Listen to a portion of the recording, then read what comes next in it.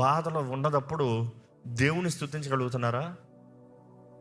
దాన్ని బట్టి మీ పరిస్థితి ఎరిగిన వారు దేవుని యందు విశ్వాసం అధికపరుచుకుంటున్నారా? దేవునికి దగ్గరగా చేరుతున్నారా? దేవుని కొరకు బ్రతకగలుగుతున్నారా? లేకపోతే మీ పరిస్థితులను చూసి నీ దేవుడు నాకు వద్దురా బాబు, దేవుడే లేడని చెప్తున్నారా?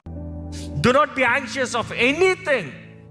ప్రతి విషయమందు ప్రార్థన విన్నపములతో పాటు కృతజ్ఞతాస్తుతులు ఏమని చెల్లిస్తావు?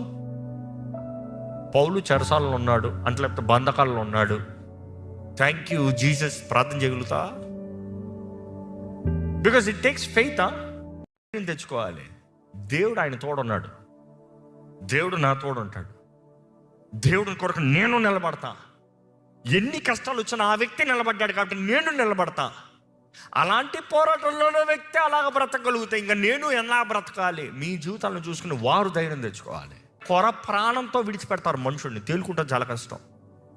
ఇంకొక దెబ్బ పడిందా చచ్చిపోతాడన్న పరిస్థితుల్లో మనుషుని వదులుతాడు. ఎన్నోసార్లు గాయాలు, ఎన్నోసార్లు రాళ్ళు తీసుకొట్టారు, ఎన్నోసార్లు ఆయన అవమానపరిచారు. బట్ అయినా కూడా ఈ saying my life still has purpose. నీ హృదయాన్ని కాకపోతే వచ్చిన ప్రతి మాటకి, మనుషులన్న ప్రతి మాటకి, నీ ముందు కనపడుతున్న ప్రతి దృష్టికి నీ హృదయం ఏమైపోతుందంట? కలవరం అయిపోతుంది.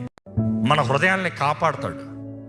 ప్రతి అవమానము, ప్రతి కలవరము, ప్రతి దూషణ మాట, ప్రతి విరోధ శక్తుల ప్రభావాల నుండి దేవుడు మనల్ని కాపాడుతాడు.